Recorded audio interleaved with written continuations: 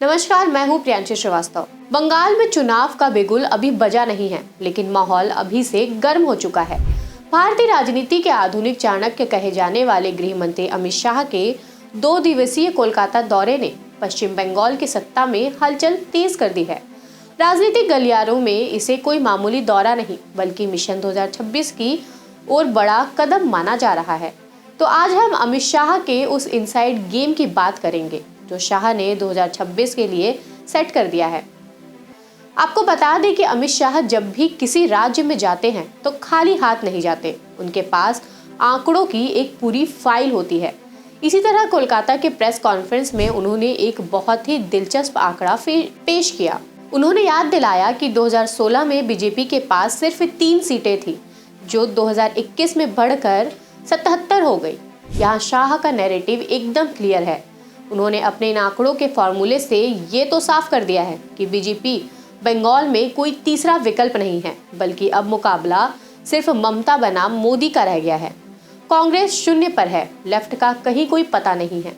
यानी बीजेपी अब बंगाल की मुख्य विपक्षी पार्टी बन चुकी है और शाह इसी मोमेंट को 2026 तक खींच ले जाना चाहते हैं। इतना ही नहीं, बल्कि अमित शाह के इस पूरे दौरे का सबसे बड़ा मुद्दा रहा घुसपैठ। उन्होंने अपने इस दौरे के दौरान घुसपैठ से जुड़ा बड़ा वादा किया।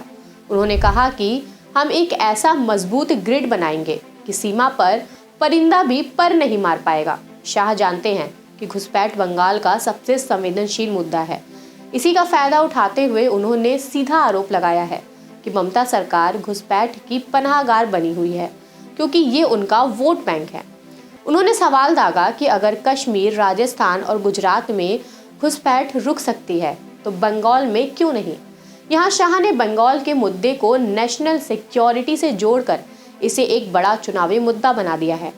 ये मैसेज सीधा उन वोटर्स के लिए है जो डेमोग्राफिक चेंज और घुसपैठ को लेकर डरे हुए हैं। शाह का तीसरा बड़ा मास्टर स्ट्रोक सिंडिकेट का मुद्दा रहा। बंगाल की राजनीति में सिंडिकेट सब नया नहीं है, लेकिन शाह ने इसे सीधा पीएम मोदी के योजनाओं से जोड़ दिया है। उन्होंने साफ कहा कि दिल्ली से जो पैसा गरीबों के लिए आता है वह बंगाल में टोल सिंडिकेट की भेंट चढ़ जाता है।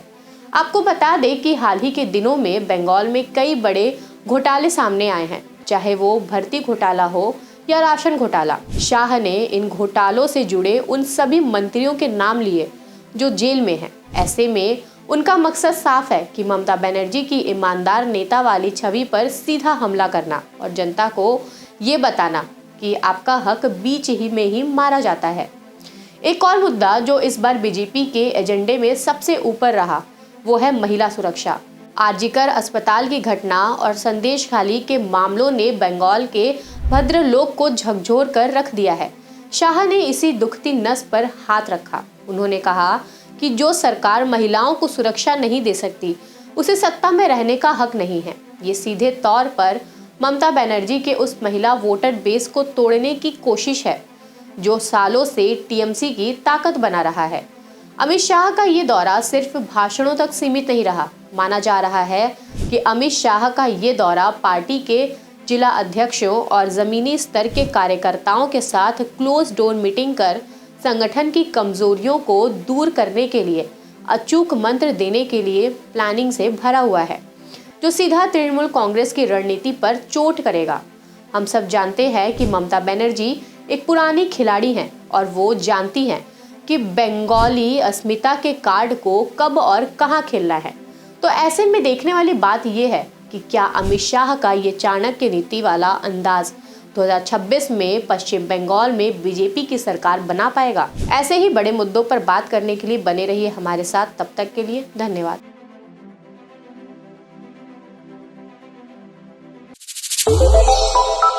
श्रेष्ठ भारत पर खबरों से जुड़े रहने के लिए चैनल को सब्सक्राइब और लाइक करें, बेल आइकन दबाएं और देखते रहें श्रेष्ठ भारत।